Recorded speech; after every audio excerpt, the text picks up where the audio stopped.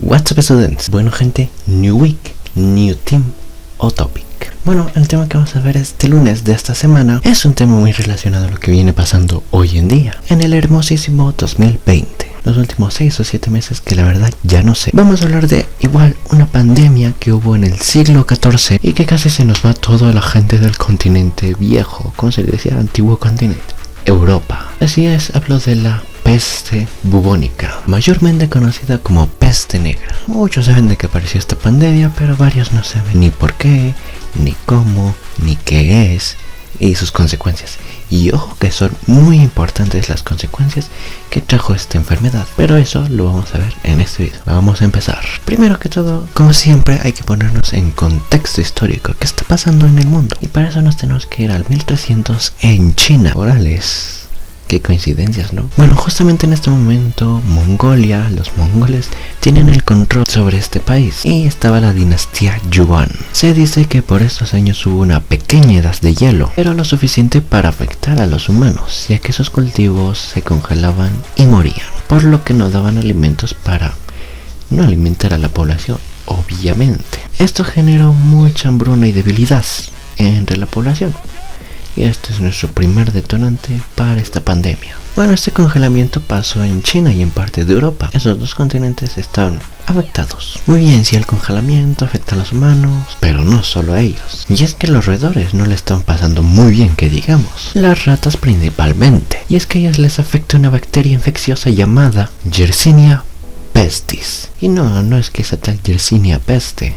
Yo como que últimamente andas comiendo mucho payaso. Después de mis chistes tan malos, les platico que esta bacteria siempre ha existido en las ratas, pero justamente aquí está en su máximo apogeo. Esta bacteria lo que ocasiona es la muerte de varias de ellas, quienes la padecen, las ratas. Pero al parecer algunas sobrevivían, y las sobrevivientes eran un peligro. Bueno, regresemos a la glaciación. No solo afectó a los humanos, sino también a los roedores. Y es que pues a los pequeños bichitos estos, las ratas feas, les daba frío también, o sea, son seres vivos. Y la única opción que tuvieron fue dejar sus madrigueras, sus hoyos donde vivían, e irse directamente a la ciudad. Sí, las casas donde había calor, comida para robar, todo bien. Pero bueno, volvamos con las ratas sobrevivientes. Estas, como digo, son un peligro, porque ellas sobrevivieron a la bacteria, pero al final su sangre sigue contaminada de esta bacteria, porque no es un virus, es una bacteria. Por lo que las pulgas y los piojos que tenían, obviamente es de sentido común saber que los roedores tienen piojos y pulgas, pues le chupaban la sangre y ahí se iba un ingrediente riquísimo en ella, ¿no? Que es la bacteria, que repito, los piojos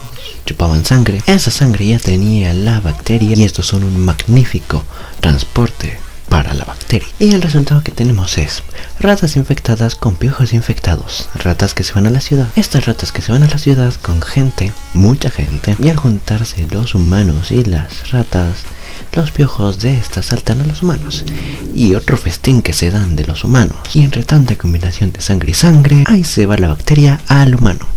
Muy bien. Bueno, vamos a regresarnos al principio, a la China con la dinastía Yuan, donde dije que había empezado todo esto. Bueno, pues sí, ahí fue donde empezó, donde hubieron los primeros focos fuertes, y por el año 1331 China tuvo la primera fuerte infección en la población, matando alrededor de 25 millones de personas, eso es lo que se dice. Y ahí empezó todo y no paró. Después de que iniciara en China, se pasó hacia Asia Central. Y recordemos ahí que tenemos un sitio muy importante, que es la Ruta de la Seda. Bueno, para quienes no sepan qué es la Ruta de la Seda, es una ruta hecha de seda. En serio, yo le voy a quitar el trabajo a Franco Escamilla, puede ser el próximo Risas. Muy bien. No, es una ruta que conectaba Asia con Europa. Y bueno, esta ruta lo que hacía era pues que podían intercambiar, ¿no? O sea, como daba paso directo de un continente a otro, pues se pueden intercambiar productos muy fácilmente. Y entonces, si ya está en Asia Central y de ahí se puede ir para Europa fácilmente, ya sabemos lo que sí, los primeros contagios en Europa.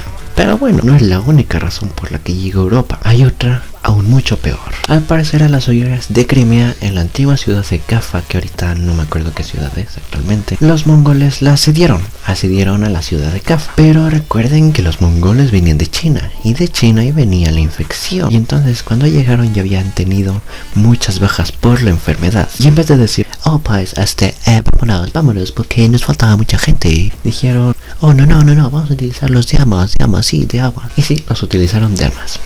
La gente muerta por esta enfermedad las ponían en sus catapultas y las lanzaban al otro lado de las murallas de la ciudad de Kaffa. Y así llegaba directamente la enfermedad a los habitantes. Bueno, se me había olvidado decir algo, y es que en esta ciudad habitaban muchos genoveses, de Génova obviamente. Y entonces al ver la situación de que los estaban atacando, deciden huir de la ciudad de Kaffa para regresar a su país, Génova. Y lo que hicieron fue montarse en barcos, recorrieron todo el Mar Negro hasta intentar llegar a la ciudad. Y aquí es cuando empieza el verdadero distribución de enfermedad. Pues navegaron por todo el sur de Europa, pasaron por Constantinopla, después por Alejandría y por último por una parte de lo que hoy es Italia, que en ese momento no se había unificado todavía. En cada punto donde se habían parado habían dejado una pequeña pizca de la enfermedad, pero suficiente para que se extendiera demasiado. Y estos fueron los primeros focos de enfermedad. Bueno, pero hay que recordar hacia dónde iban ellos, hacia su país de Génova. Cuando llegaron a Génova ya se había llegado el rumor, ¿no? El chisme de que estaban propagando una enfermedad, y su propio país lo recibió con flechas de fuego. En cuanto vieron su barco dijeron, órale, fuera, para afuera. Y ellos al verlo, órales, pero qué gran bienvenida, ¿no? Pero nos pueden quemar esas flechas. Y decidieron irse. No hubieran hecho eso porque ya iban sin rumbo. Entonces recorrieron el resto de Sudeuropa, infectando principalmente al sur de Francia y Cataluña, otros dos lugares que se volvieron focos fuertes de esta enfermedad. Muy bien, ya tenemos 2 razones, pero creo que se me está olvidando una. Pues sí, falta una más, y la más absurda de todas, innecesaria. Ese señor de acá dijo, oh, como que le faltan algunas partes del mundo, ¿no? De enfermación. Oh, pues yo me encargo donde hace falta. Les presento a Luis I de Hungría. ¿Y por qué digo que él se encargó de enfermar a la población que faltaba? Porque este señor decidió hacer una guerra por quién sabe qué razón, justamente en esos momentos que estaba empezando la enfermedad. Bueno, la guerra se hizo en una parte que hoy es Italia, Nápoles, que en ese momento era gobernada por Juana I. Pero bueno, en resumen, esta guerra fue de que Mr. Luis I de Hungría recorrió su país Hungría, luego se pasó a Constantinopla, bajó y llegó a la famosísima bota llamada Italia, Nápoles en ese entonces. Lo que sigue es que perdió bien feo esta guerra, y en cuanto pudo se regresó. Estamos hablando de 1348, donde ya se considera que ya había empezado la pandemia oficialmente. Entonces ya había empezado y se regresa así por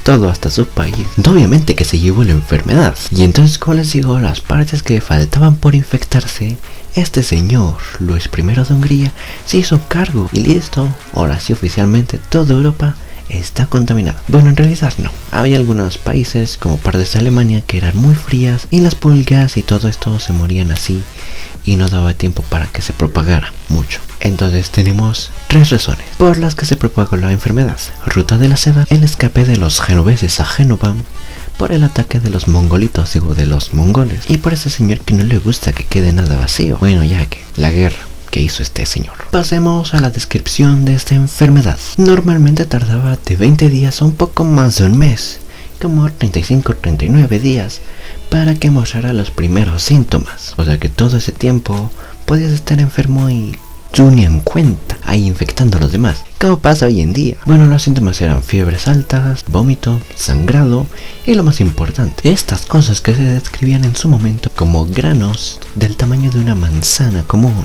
Asquito, llamados bubones. De ahí que venga el nombre de peste bubónica. Y bueno, esta no es la única peste que había otras dos que... una no me acuerdo la verdad su nombre, pero el caso te va de los pulmones, y la otra es la peste septicémica. Y a los que les daba este tipo de peste ya estamos viendo, se les hacían manchas negras por todas las partes del cuerpo. De ahí viene el nombre de peste negra. Pero les digo, originalmente era peste bubónica, pero por esto se hizo más famoso el nombre de peste negra. Y finalmente la mortalidad de esta enfermedad era de un 80% a casi un 100% de mortalidad. Por lo que si ya te daba, pues ya podías ir diciendo adiós al mundo. Y entre esos 5 días finalmente ibas a dar tu último suspiro. Pasemos por los primeros instintos para parar esta enfermedad. Para solucionar algo tienes que saber de dónde viene o cuál es su origen. Y entonces se tuvieron que idealizar, no había ciencia en ese momento, no saben que Yersinia pestaba, digo que la bacteria se llamaba Yersinia pestis. Entonces habían varios médicos, y recalco médicos, porque su conocimiento se basaba en la religión. Y no es que esté mal, simplemente es que se basaban por creencias y no por pruebas. Entonces eran médicos que adivinaban ahí como ahí se va. Un grupo decía que la enfermedad era causada por la desintegración de la basura orgánica, y eso es para nada posible, porque la materia orgánica es natural, no tiene nada de mal. Pero bueno, ahí había un grupo que decía que era la materia orgánica. Otro grupo de la Universidad de Sorbonne había dicho que era una alineación de los astros que afectaba directamente a la Tierra con esta enfermedad. Y el siguiente que tenemos es del médico Alfonso de Córdoba, que decía que esta enfermedad se había originado por un terremoto que había sucedido recientemente en Italia y que había dejado una grieta lo suficientemente profunda, al parecer, para que llegara al infierno. Y entonces esa grieta pues conectaba al infierno con el mundo, y de ahí salían gases tóxicos que ocasionaron la enfermedad. Ahí es cuando recalco lo de médicos. Bueno, en su momento se creyó mucho eso, pero lo que sí no sé por qué se lo creyeron, y es que otro médico de Marsella, nos dijo que esta enfermedad se propagaba a través de, redobles de tambores por favor, contacto visual. Sin comentarios. No sé por qué creía eso, la verdad, pero bueno, el caso es que era de yo te veo así directamente o así, y ya te daba la enfermedad. Y bueno, al final la iglesia y los religiosos decían que era un castigo de Dios a la humanidad por sus pecados y bla bla bla. Lo mismo que dicen siempre cuando pasa algo malo. Bueno, ahora sí, ¿cómo pararon esta enfermedad? Y es que, como dije hace un momento, estamos en la Edad Media. La iglesia no permitía ni experimentar, ni hacer autopsias, ni nada de conocimiento, por lo que no se sabía nada, ni por dónde ir, ni por dónde buscarle o qué. Pero bueno, ya era tanta la desesperación de la iglesia que empezó a dejar hacer unas autopsias para ver que bueno, se traería una consecuencia un poco dura más adelante. Pero bueno, como dije antes, ya se habían dado cuenta de que la enfermedad se podía presentar de 20 a 35 o 39 días, no más de 40 días.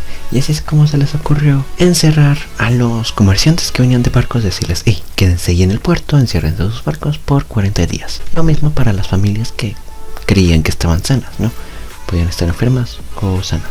Pero bueno, también estas familias decían, quédense en su casa, no salgan por 40 días. Y finalmente las familias también enfermas decían, quédense en su casa, pero hasta que se recuperen o que se mueran, lo que pase primero. Sí, por 40 días. Y esto se le llamó cuarentena. Quarantine. Y ese evento que está pasando ahorita mismo, y que como vemos se supone que son 40 días y ya se volvieron como 6 meses, 180 días. Sáquenme de aquí, por favor, ya no lo soporto, sáquenme.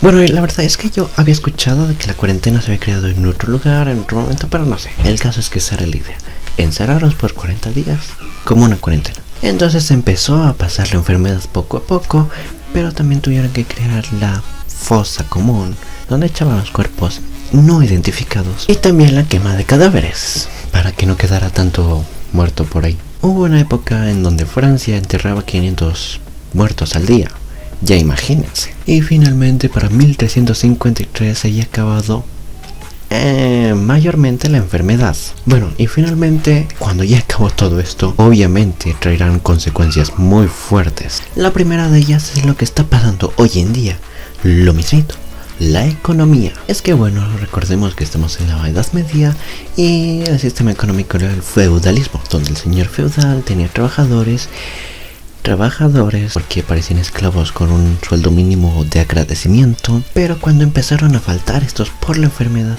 los que quedaban pues se les tenía que pagar más porque tenían que hacer más. Bueno, El caso es que hubo un aumento de sueldo. Eso estuvo bien. Un aumento de sueldo para los campesinos. Y cuando acabó esto y ya podían salir otra vez tranquilamente, pues quedaron muchas tierras libres y solitarias, perfectas para explotar otra vez, por lo que los campesinos que se adueñaron de estas tierras lograron explotarlas y tener un poco más de riquezas, lo que de nuevo es un beneficio para la clase social más baja de ese momento. Y aquí es cuando llega la iglesia dice no pueden ser ricos, y les intenta quitar sueldo, y les intenta quitar como que estos privilegios que están ganando. Lo único que lograron fue de que la población se descontentara, más aparte de que ya habían permitido las autopsias, la gente ya tenía conocimiento y tenía sed de más conocimiento, por lo que no iban a permitir que se las prohibieran otra vez, por lo que los científicos o médicos de esa época, más los campesinos que estaban en contra de la iglesia, pues se les fue todo el mundo encima. Entonces hubo una reducción de poder a la iglesia y a la nobleza.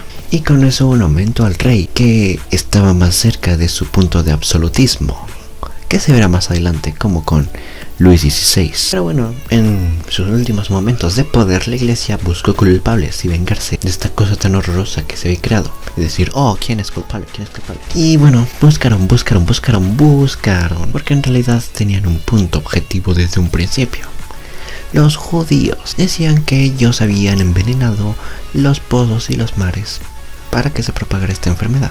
Ellos habían sufrido también, no lo de la enfermedad, pero sufrieron otra cosa más por parte de la iglesia en este momento. Y aquí son los eventos de prógomos judíos, que eran la iglesia matando cruelmente a los judíos con esta excusa. Y otro movimiento que nació a raíz de esta pandemia fueron de los flagelantes, que era gente que decía que ya había llegado el fin del mundo, que Dios nos estaba castigando fuertemente, y lo único que era pegarse la espalda, migrar pegándose la espalda, con látigos, pidiendo perdón por sus pecados, pero destinados ya a morir, ya con esa mentalidad. La iglesia los llamó herejes, que no sé qué tiene que ver, la verdad, pero con eso acabó el poder de la iglesia. Y con la caída de la iglesia tenemos una nueva época, el Renacimiento, con el humanismo, que dan paso a la edad moderna. Como les digo, la gente tenía miedo de otra pandemia, por lo que querían tener más conocimientos y seguir investigando. Por lo que dijeron a la iglesia, ya no. Y no dejaron de creer en Dios, pero ya no lo sentían lo más importante, ya que no había podido ayudar con esta gran pandemia. Y ahora el hombre era el centro del conocimiento y del mundo en general, el humanismo.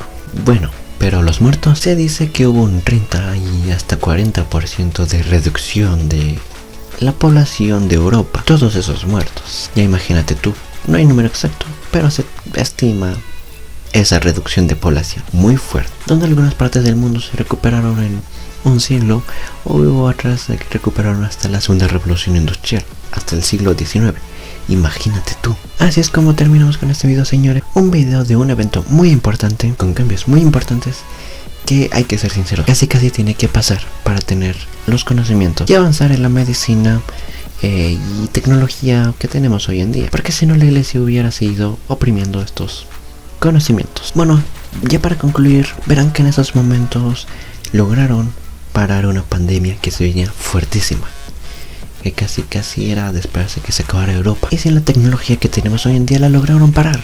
Y entonces hoy en día que tenemos más tecnología, créanme que vamos a lograr parar también esta pandemia. Muy pronto volveremos a ser libres y no estar encerrados. Sáquenme de aquí. No olviden dejar todo su apoyo en este canal, like, suscribirse, campanita, etcétera. Recuerden que el jueves hay un segundo video a las 2 p.m. Nos vemos hasta el jueves. Bye. Y en vez de decir, pues, vámonos, porque nos faltaba mucha gente, dijeron, no, vamos a utilizar los llamas, de aguas. Ay, Dios mío. Y sí, los utilizamos.